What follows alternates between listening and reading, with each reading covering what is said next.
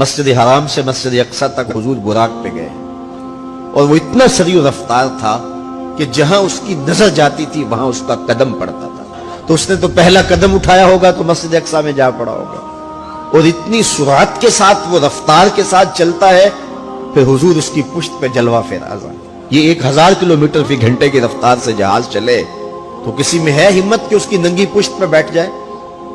ہوا کی مزاحمت ہی گوارا نہ ہو، پرخ چڑھ جائے، آگ لگ جائے، اور جو کروڑوں میل فی سیکنڈ کی رفتار سے جا رہا ہے اس کی ننگی پشت پہ بیٹھنے والے شاہ سوار کی عظمت کو سلام کرنے کو جی نہیں چاہ رہا. اچھا پھر اتنی سرعت کے ساتھ جائیں تو راستے میں کوئی دکھائی بھی دے تو سجھائی نہیں دیتا، اچھی طرح پہچان نہیں پاتا بندہ. یار تم گزرے تھے، کہا میں تیزی میں تھا، تو تیزی میں جو چیز نظر آئے تو اس کو پوری طرح پہچانا نہیں جاتا. لیکن اب اس رفتار سے جا رہے ہیں، لیکن معرفت کا عالم کیا ہے کہ میں حضرت موسیٰ کی قبر کے قریب سے گزرا، میں نے دیکھا وہ قبر میں کھڑے ہو کے نماز پڑھ رہے ہیں. اور حضور ابھی وہاں پہنچتے ہیں مسجد اقصی میں تو حضرت موسیٰ علیہ السلام پہلے وہاں موجود تھے. یا تو یہ ماننا پڑے گا کہ یہاں بھی موجود تھے وہاں بھی موجود تھے، اور یا پھر یہ ماننا پڑے گا کہ وہ پہلے چلے گئے. اور اگر پہلے چلے گئے تو پھر کیا وہ میرے حضور سے پہلے چلے گئے؟ تو جواب آیا کہ نہیں، حضور علیہ السلام تو اپنی رفتار سے جا ہی نہیں رہے تھے، حضور تو جا رہے تھے براق کی رفتار سے، اور حضرت موسیٰ گئے ہیں نبوت کی رفتار سے.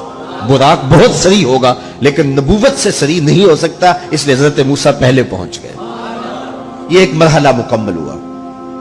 اب دوسرا مرحلہ مسجد اقصی سے لے کے پہلے آسمان تک وہ نور کی ایک سیڑھی تھی اور یہ براق سے بھی زیادہ سریع رفتار تھی. یہ دوسرا مرحلہ تھا. اور پھر تیسرا مرحلہ پہلے آسمان سے لے کر کے 7ویں آسمان تک فرشتوں کے پروں پہ گئے. 7ویں آسمان سے سدرہ تک جبریل امین کے پروں پہ گئے. یہ چوتھا مرحلہ تھا اور ہر مرحلہ پہلے مرحلے سے سریع تھا.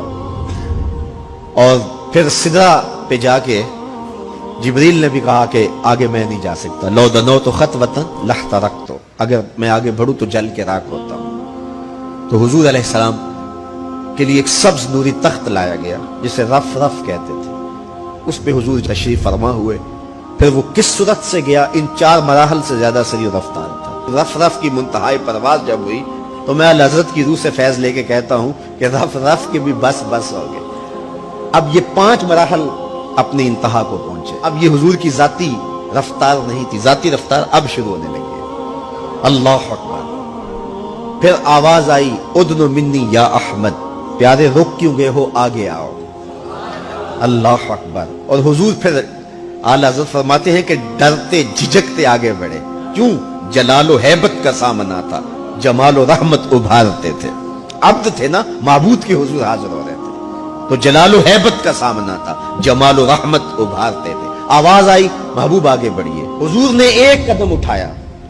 اب پھر فاصلہ کتنا طے ہوا ایک قدم میں؟ مسجد حرام سے لے کے مسجد اقصی تک براق نے جتنا فاصلہ طے کیا، مسجد اقصی سے لے کر پہلے آسمان تک نور کی سیڑھی نے جتنا فاصلہ طے کیا، اور پہلے آسمان سے 7ویں آسمان تک اور پھر وہاں سے سدرہ تک جبریل اور فرشتوں نے جو فاصلے طے کیے، پھر اس کے بعد رف رف جہاں تک گیا.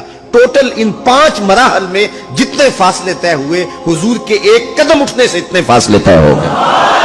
اب یہ رفتار تھی میرے حضور کی. پھر ہر قدم میں اتنا فاصلہ طے ہوتا جتنا پیچھے ٹوٹل قدموں سمیت فاصلہ طے ہو چکا ہوتا. اب کوئی حساب کر کے تو دکھائے. اللہ اکبر. اور پھر آواز آتی گئی بڑھ اے محمد، قریب ہو احمد، قریب آ سرور ممجد. نثار جاؤں وہ کیا ندا تھی، وہ کیا سما تھا، وہ کیا مزے تھے. 70,000 مرتبہ آواز آئی اور حضور کے قدم اٹھتے گئے. پھر کہاں تک پہنچے؟ کوئی حد ہے ان کے عروج کی، بالا غل اولابے. اور اس کو میرے رب نے سفر نہیں کہا یہ ابھی میرے نبی کی سیر ہے. کیا سمجھو گے میرے رسول کو؟ اس کی سیر اتنی سریع ہے کہ تمہاری عقلیں تھک گئی ہیں، اور اگر وہ سفر کرنے پہ آئے تو پھر عالم کیا ہوگا.